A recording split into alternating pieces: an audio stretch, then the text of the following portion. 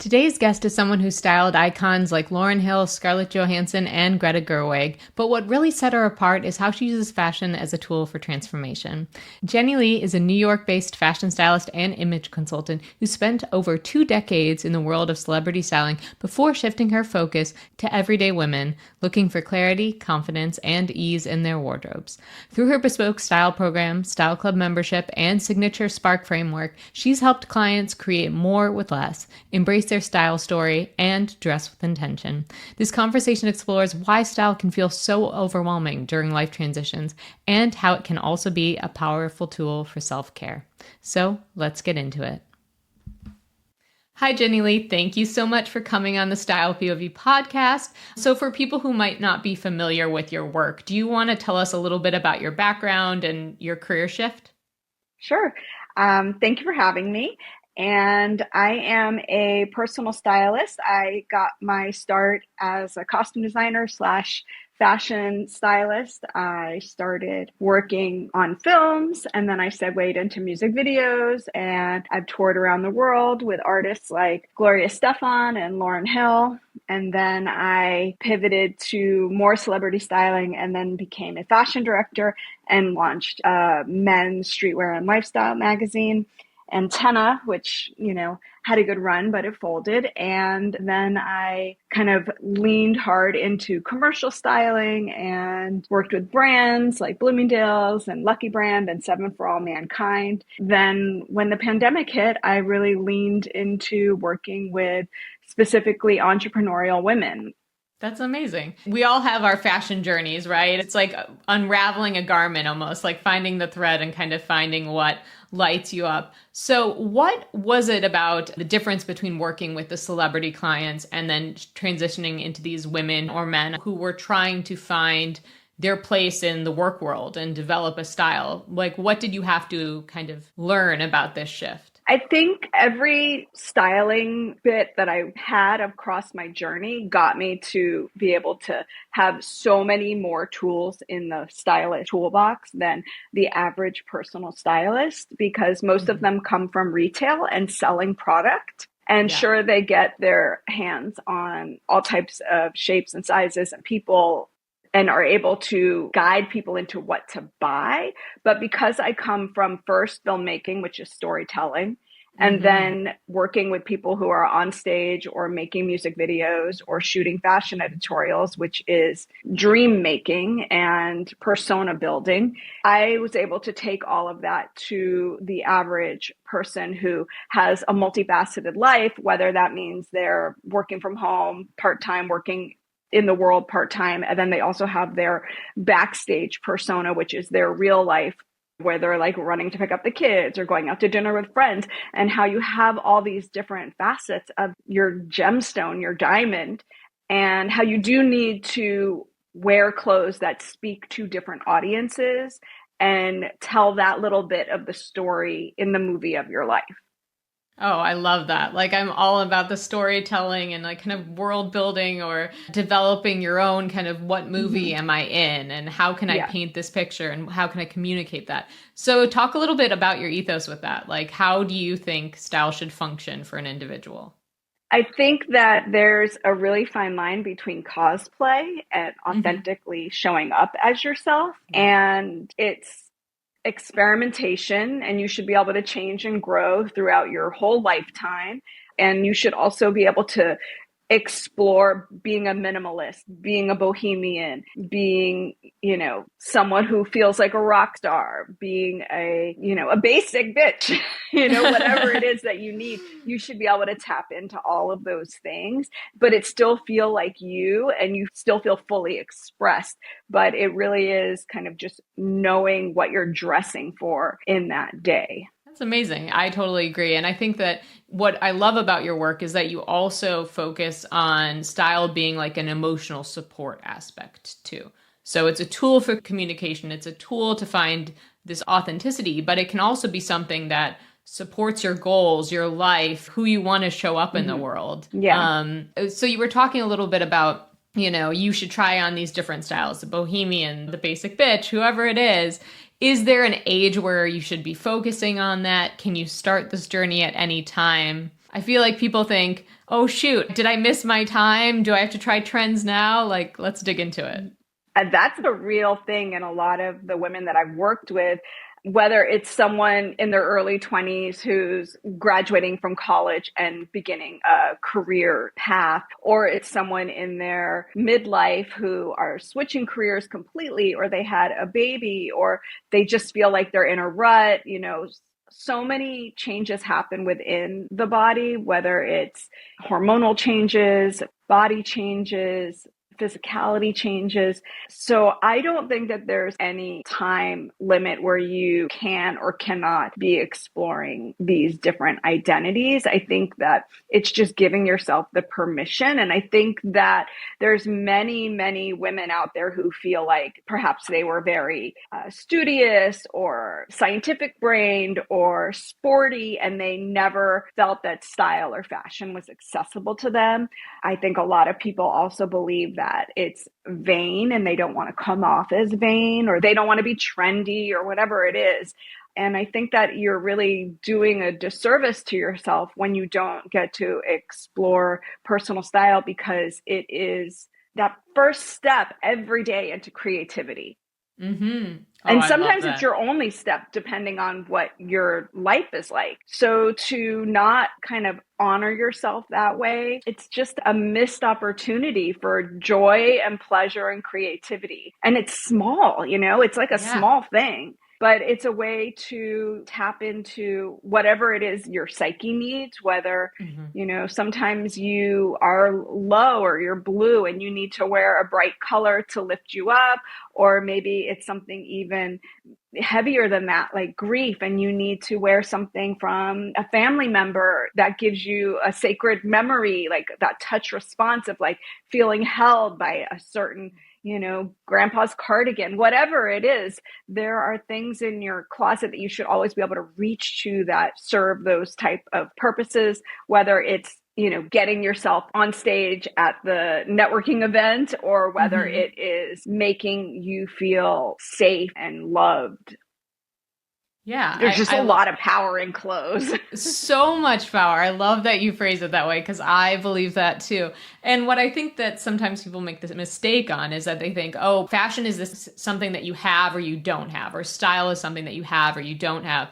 And what's really freeing is understanding it is a skill that can be learned, and it starts with you, and it's all about those emotional connections. It's all about saying, what does grandpa's sweater give me today? And like, how does it make me feel? And how does it make me show up in the world? You talked a little bit about life transitions. Like, what do you think makes those life transitions so hard for people? Like, is it kind of getting to know themselves again? Is it just an exploration of their body in new lights? There's so many reasons. Like, how do you handle that with clients? It's just what feels risky.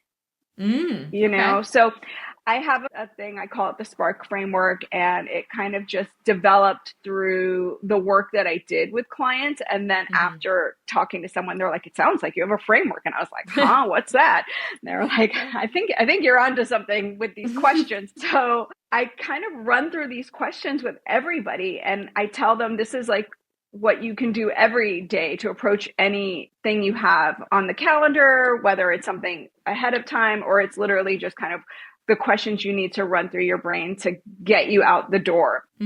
So Spark stands for S, self-exploration. And that is kind of why you think this way about certain clothes. And for me, the easiest example is, why do we believe that if you're wearing something sexy or provocative, that woman may be a slut? Like, why do we think that? Why is there this ingrained shame around dressing a certain way and thinking that people are going to judge you for that? So I really like to ask clients why they believe certain things. A more innocent flip side of that was, I had a client who, she was going through her closet with me, and she pulled out this dress that was like a lovely shift dress. It fit great fabric. There were these flowers all over it. And she's like, this is the dress that I wear for like my most important networking events. She goes, I feel really good in how it fits, but I hate it. And I was like, you hate it? Why? I'm like, it's a lovely dress. Why do you hate it? She's like, I hate florals. oh, I hate them so much. I'm like, well, why do you have this dress with florals all over it? She's like, well, my mother said, and then she proceeded to tell me something about her mother said about like how to dress feminine in business and all of that.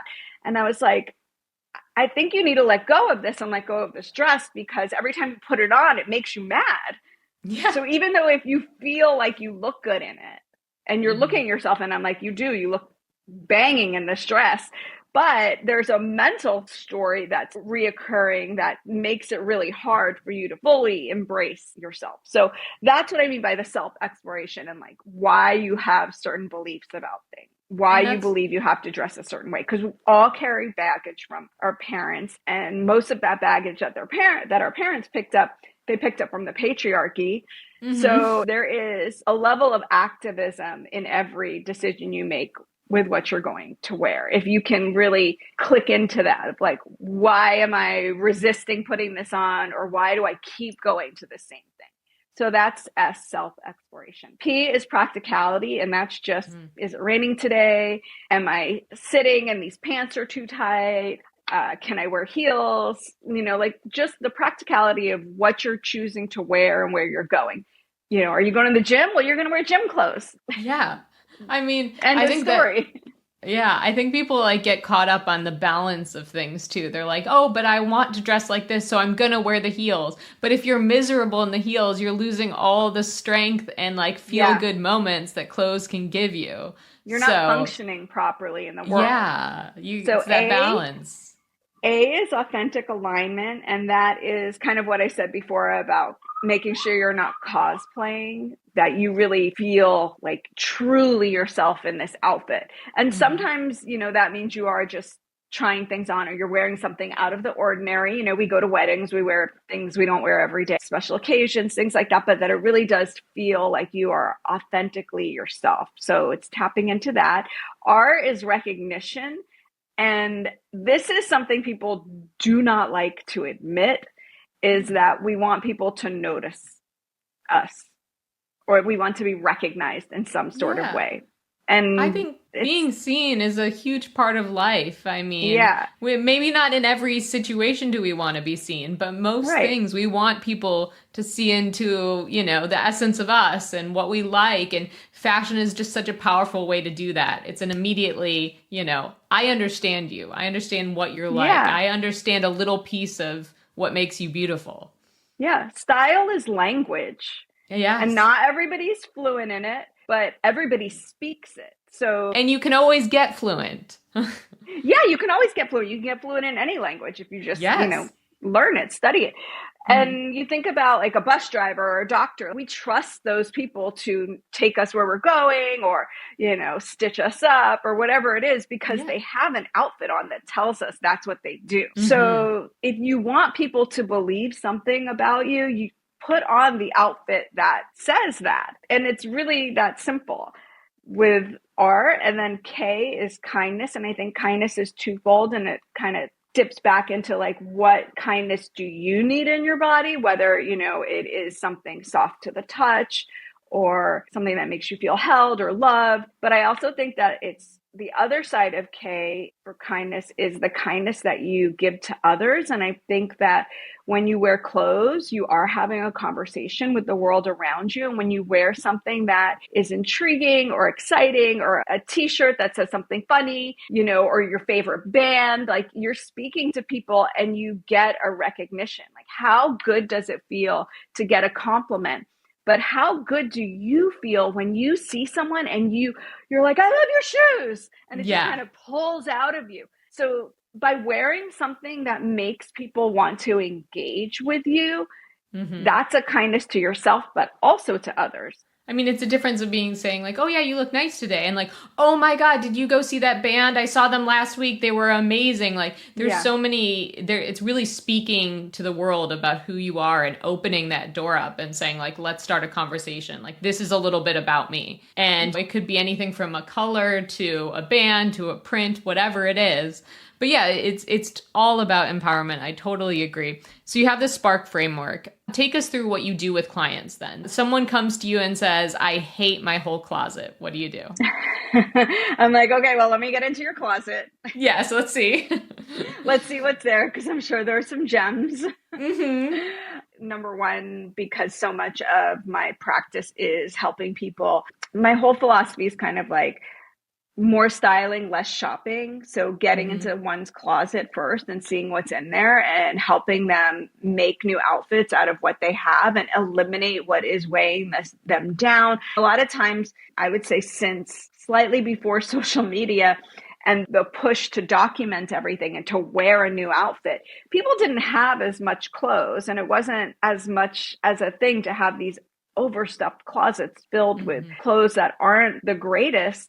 So really helping someone take out the trash, because a lot of it is garbage clothes, Yeah. and letting them have a closet that breathes a little bit so they can really see the holes, what's missing, what they really truly need, and helping them buy better versions of that. But also just teaching them like this one pair of pants can get you to so many different moments in your life. So it's really breaking down like, what does your lifestyle look like? Where do you need to go? What city do you live in? You're in Seattle, so you have to deal with a lot of rain and chilliness. So like, okay, you have 10 pairs of black pants. Why? What are all these black pants doing in here? Which are the best ones? Why do you have to have this one and this one? Like really making you talk me through everything. And then the other thing that I really think is important that people don't do, especially after all those years of like, Marie Kondo and sparking joy and getting rid of everything and this minimalist lifestyle, is recognizing that there's going to be things in your closet that what I call are like a living, breathing photo album. And moving those things that you don't wear.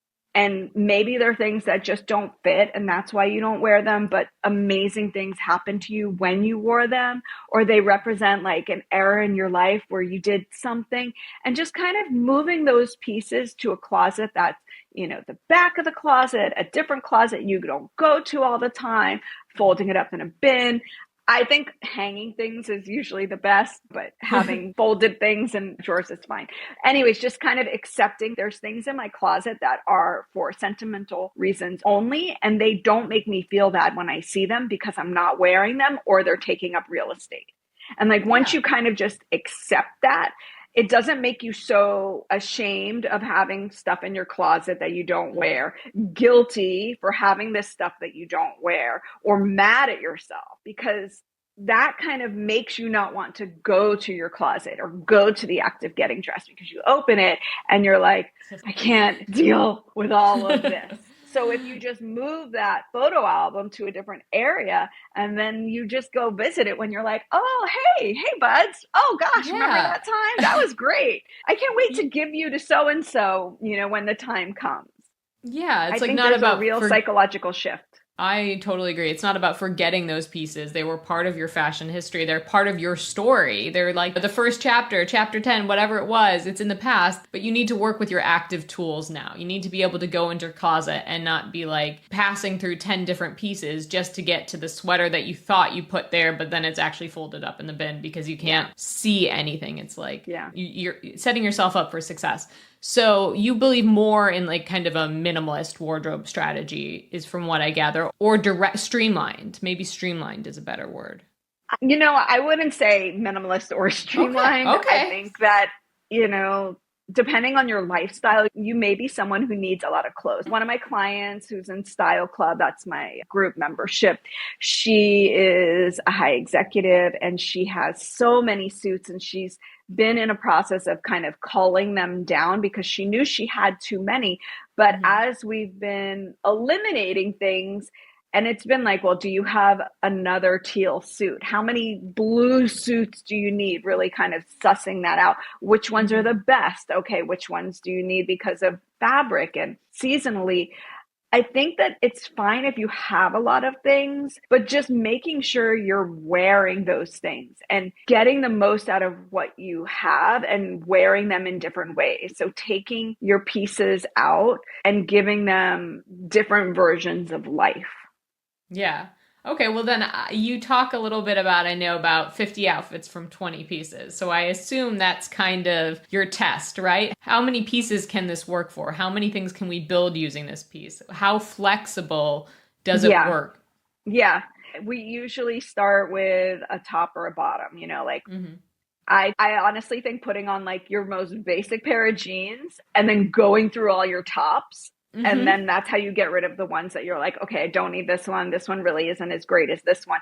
Eliminating the clutter. And then when you've got this, like, okay, this is what I'm really working with, you're like, okay, this pair of jeans goes with how many different shirts. And now let me try on the different jackets, your overlay, the sweater, the long cardigan, whatever it is, that third piece. Okay, now I've got these. Now, like, let's try this look. I love this look.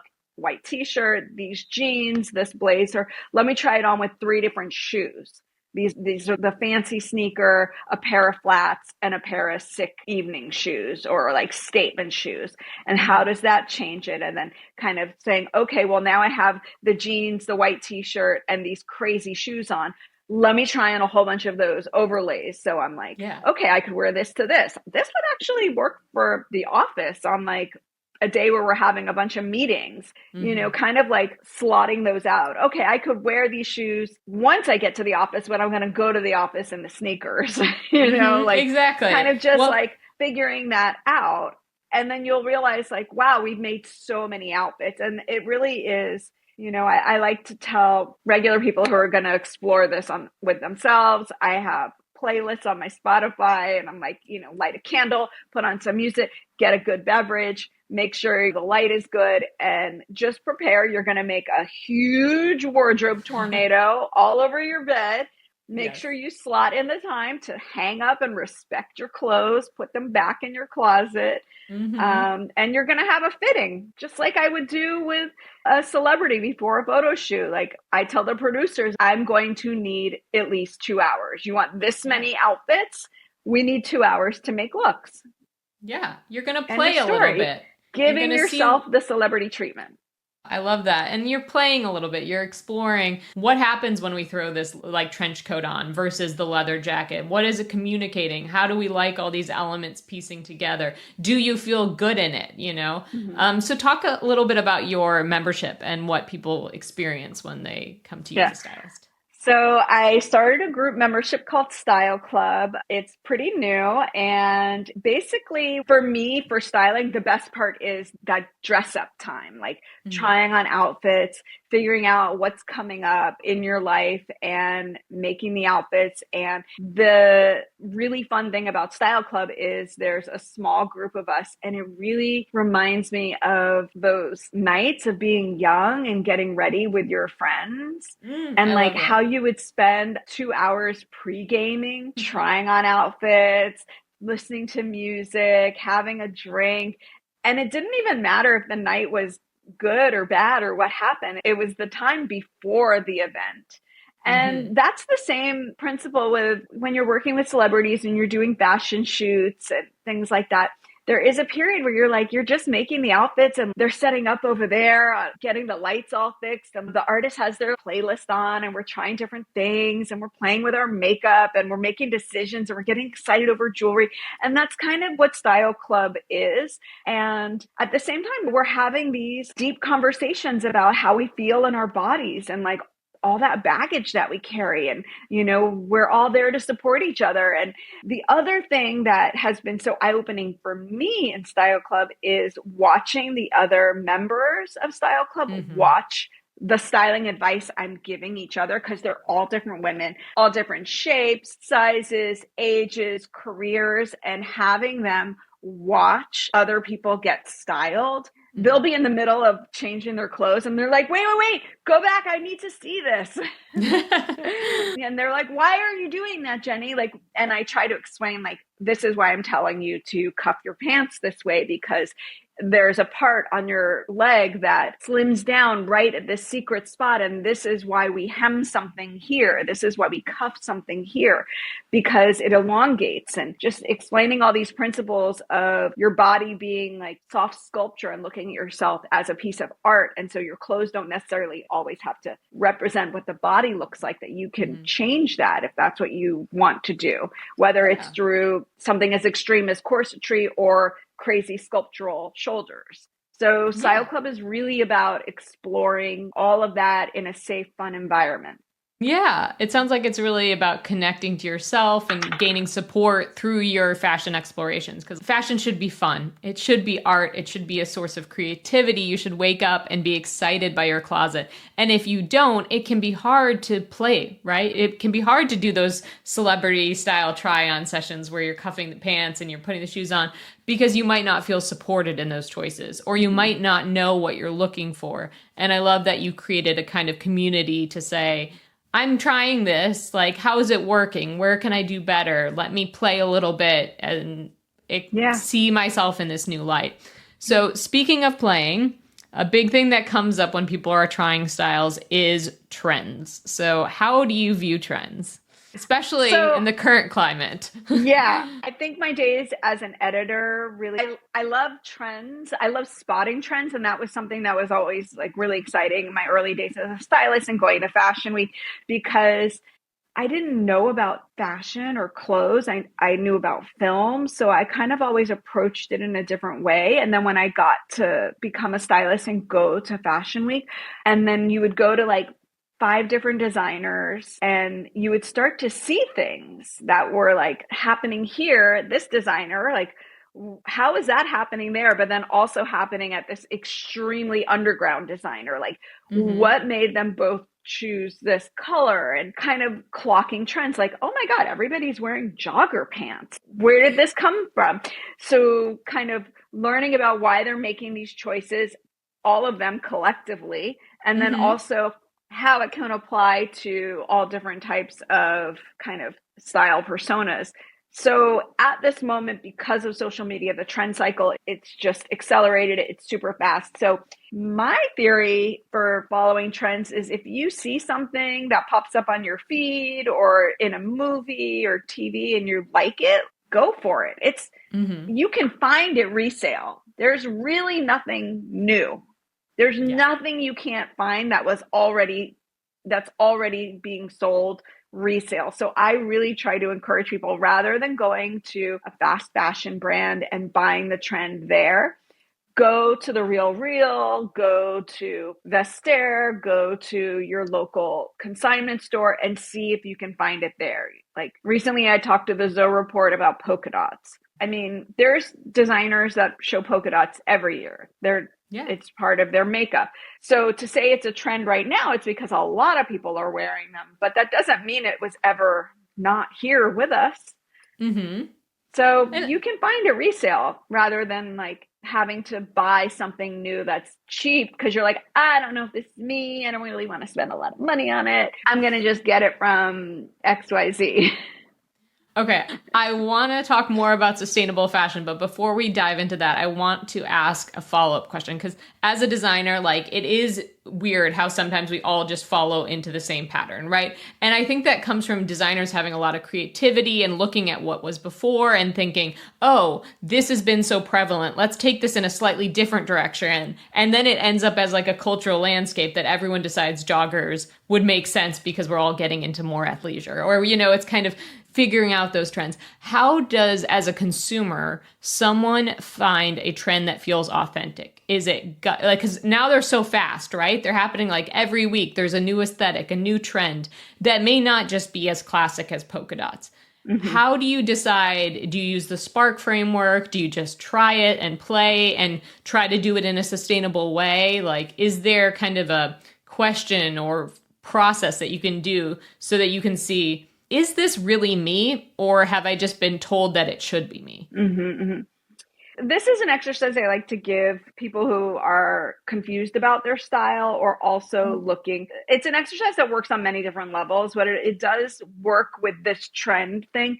But it also works with if you are kind of leveling up in your style or you are trying to shift your style in a different way, which could be trends. I tell them to wear all black, go to your nearest mall shopping area that has like big department stores, like a Nordstrom, a Bloomingdale's, something that has a luxury level. So you can go and do not bring in any credit cards, any money, no wallet.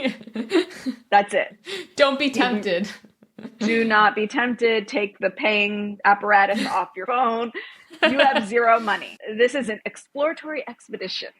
And you are going to go to the most expensive floor and you are going to try on things that do not feel like you, that you have no place to wear them. I want it to be a little realistic. Like, I don't want you to go try on gowns because you buy a gown because you know you're going to something. I want this to be more like, I could be this person. I could wear this. I could walk out the store and wear this. This is like functioning in real life. So explore the trend that you possibly don't know if you could do. And also explore things that kind of in your aspirational version of yourself.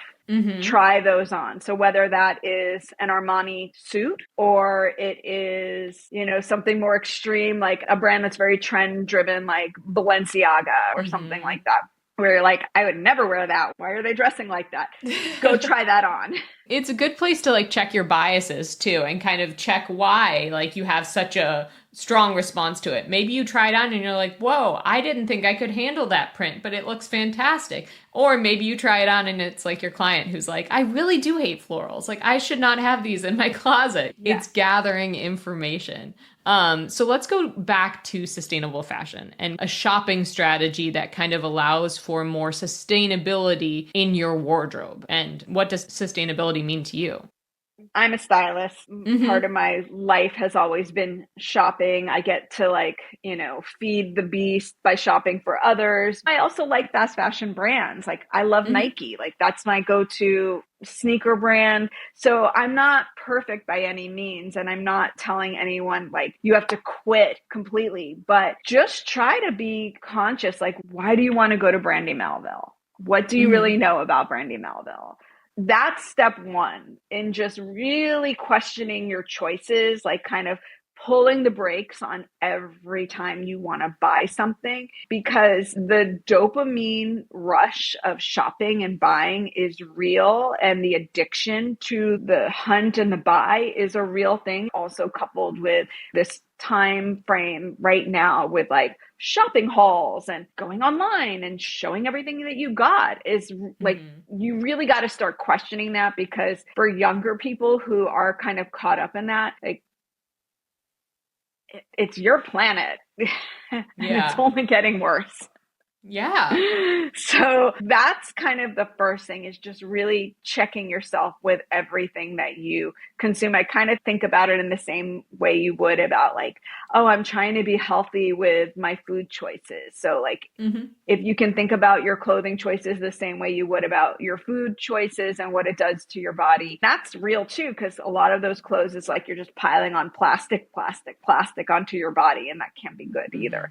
So if you can like reframe the compulsion to shop and recognize, is it a compulsion or do I need this? And sometimes you do need to go buy something to feel better. But I think that go do that exploratory mission of like trying on the luxury brands and go to every single section and try something. Go to Loewe, go to, you know, JW Anderson, go to each designer brand and try something on, so you can get a sense of like, oh, I think I really do like Prada, you know, like not the Prada t-shirt, but the pants or the dress, you know, like really understanding why this Marni thing costs the way it does, whatever it is. And then start feeding that shoppy itch by downloading apps like Gem, which is an app on your phone that is like an aggregator of resale and vintage. There's Shop Benny, which is a Chrome extension you can put onto your computer. And if you're shopping for new things, it will literally show you that thing resale and how to buy it resale instead. So there are ways to kind of like put the guardrails on.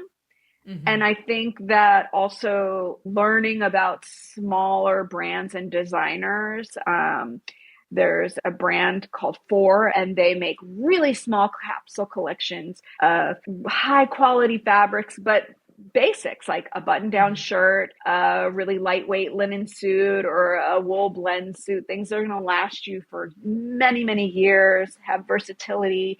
You can see yourself wearing it all different ways. There's really something special about having a strong connection to what you're wearing and why you chose to buy it. And also giving yourself grace that a brand or a designer you thought you would never connect with, that suddenly they can shift and change and you will suddenly fall in love with them. I love that. And I think it's really important to start looking at how clothes are made. And your little exploration allows people to start doing that. You don't have to know the term. You don't have to know, like, have a design degree. You just have to go and, like, look at the quality of it, feel it, put it on, see the weight. Feel it on your body. Where, and if you do end up buying it, which not on that exploration, like, let's say you fall in love with the Prada jacket, then you find one on the Real, wear it, see how long it lasts, see what it gives your wardrobe, because these are like your tools. These are how you build that story that you want to tell the world. And when you buy those pieces that have that care and technique in them, they really last and they serve your story much longer than, you know, the $5 t-shirt that you bought because it was a swipe up link. But fashion right now is especially hard because of everything that's going on. So do you want to talk a little bit, how are we managing just the landscape of shopping right now and what's happening with production? I mean, I think that the industry is broken. I think that, I think that Alexander McQueen committing suicide, like that should have been the moment where everyone scaled back. The fact that so many major corporations own so many brands and it's all about their bottom line and pushing designers and rotating the designers. And I just think I love it so much. And I love all these creative people and I love seeing, but it's just too much. It's like a never ending buffet that it's just too much. And I don't know how it can possibly be fixed unless someone really stands up and says like, stop, I've had enough. We don't need to make this much clothes. But I don't know. It's like this across almost all the industries. Yeah. So it just kind of live in a broken world. I know. Yeah, it's hard. I think it's important to just even frame it as a question or start talking about it, because I think we're starting to reach a tipping point where we're seeing how much we're producing, how much we're getting rid of. You loved that dress a year ago. It spoke to you. You wore it once and then you never wore it again. So being more intentional about those styling choices and putting that like kind of those parameters or guardrails, as you said, on your shopping habit so that you can't just say, click to buy, yes, like I'm buying it. And then realize that all you really needed was a little bit of a dopamine hit. You actually didn't need that, $300 fast fashion dress. And maybe it's a rule like, I don't buy anything online. I only buy things in store.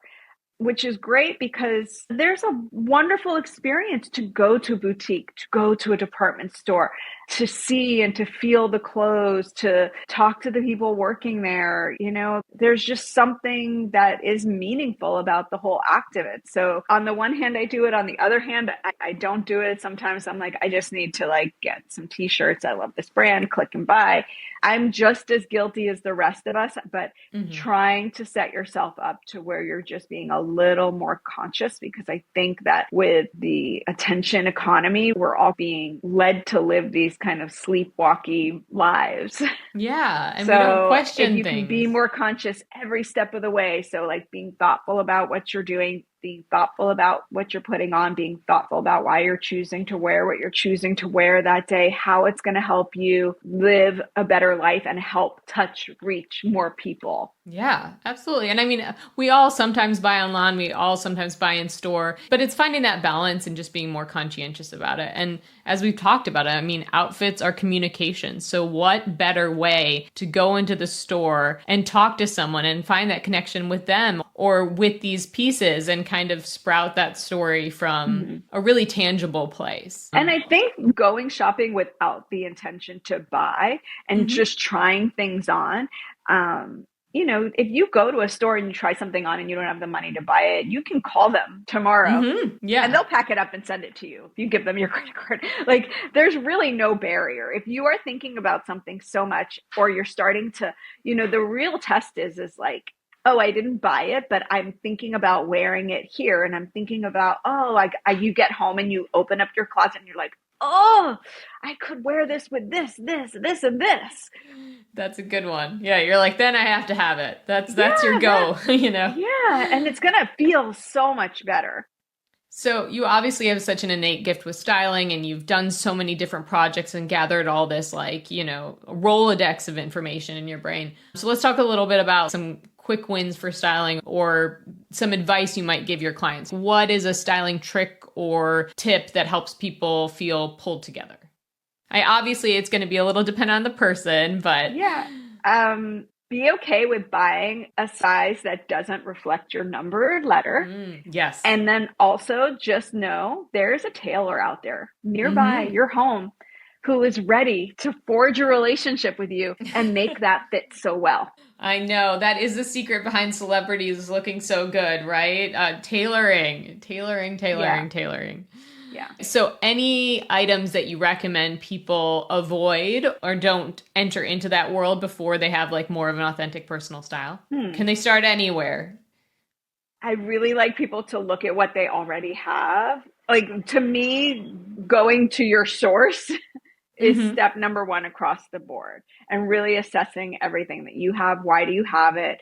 Why don't you want it? What are you confused about with it? The first step is you and what you already own before you start buying other things. Another thing, if you're really like, I feel so lost and so uninspired, I have a service, I guess that's what you would call it. It's like one of my Zoom things. I do it in person too. But basically what I do is every season I call hundreds of street style images, no celebrities, only people who are photographed at fashion weeks across the board from Australia to Copenhagen. And then obviously the main ones, Paris, New York, London, Milan, Shanghai, everywhere. And what I do is we flip through them like flashcards really fast. And I'm like, love it, hate it, confused by it, curious about it. And we slot it into categories and we start going through the loves, the likes, the curiouses, and we really start breaking it down. It'll be like 40 different images and we start to see patterns of like what you're really drawn to. And it's a really fun way to get a sense of like, okay, well, what do you already have in your closet? And how are these creative fashion people styling it in a way that you just didn't think you could or was possible or ever imagined? And again, that's going back to your source because it's already in your closet. You have a bunch of these things already. And then also looking at that little mood board of these people and being like, oh God, I think I want a silky trench coat. Yeah. I never thought I wanted that. Well, it's like the creative and then distilling it down into something that makes sense in your brain and that you can work with on a daily basis. And it can be a guiding principle of like, actually, I want to get the silky trench coat. Yes, that's a yes for me. So tell us a little bit about what you personally wear when you need a confidence boost. Let's put you on the spotlight. Or a favorite outfit you've worn recently. I'll give you a choice. Actually, I'm a cat lady without any cats. I was going to say, I love the cats. I love it. So I've been buying a lot of cat things. It's awesome. So this is one of my favorite things. And this actually reconnected me with a designer that never in a million years thought I would connect with. This is by Tory Burch. Okay. Yeah. That's interesting. Yeah. Who knew? See, also, unexpected. Yeah. There's matching pants that it's like this. For those of you who can't see, this is a photographic zoomed in print of a cat with its mouth open, and it's only in a sepia grayscale. There's no color to awesome. it. So she also makes matching pants, which I don't have the pants, but I wear this shirt a lot. I think color always helps me when I'm wearing color. I dress so much for mood and who I'm seeing. A way I explained it was like, the Spark framework, it works for me. When I was a celebrity stylist, especially music, there would be weeks where I would go from a heavy metal band to a hip hop artist to an indie rock band. So I love all of that music, but I knew I needed to like make these usually men trust me, of a 5-foot little woman person, like why they needed to believe me to wear the thing. Celebrities, as much as they love having stylists, they really, really like to pretend that they don't want a stylist. So it isn't until they really forge their relationship. But almost every shoot you go on with a new celebrity connection, they are kind of dismissive. Okay. Almost across the board. They're happy that you're there. They're happy that you loved all the clothes, but they're so scared that it's not going to be good that they're like, so it like really takes this level of like, I really think you should try this on without being pushy. They have to want to try it on. So it's like this little dance that you do. And then they start trying things on and they feel really good. And then they fall in love with you. They see the magic, right? But you gotta kind of like cajole them into trying. Good. Yeah. Yeah, like it's really that simple. If they put it on and they feel good in it, they feel good in it. And quite often when you're dressing, you don't face the mirror with them, you face away from the mirror. So that way, if I see them putting something on and it's not working right away, I'm like, just take it off. Just take it off. So they don't have to see themselves with it not working. So for me, for confidence is just kind of like going through the Spark framework and knowing where I'm going, what I want people to think about me, how can I control my narrative through the clothes, making sure that before I open my mouth, I am saying what needs to be said about me. Really, clothes are a form of mind control. So I love that. Like in my mind, I'm like, if it feels good, if it's doing the job of what I needed to do, I'm confident. I love that. I love that. Okay, so tell everyone a little bit. You've mentioned a few different services. I want to make sure everyone can find you. Give us a little rundown of all the services you offer and kind of just what you bring to the style world, because it's amazing. Yeah.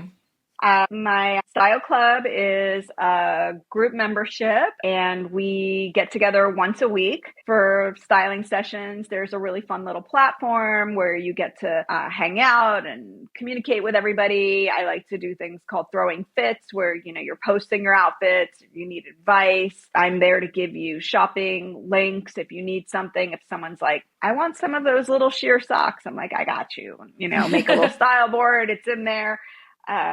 So that is first and foremost the funnest place to hang out with me. Super accessible. And then if you kind of want to dip your toes into my world, I have a style quiz, which is linked on my website or on Instagram, JenniLee Stylist.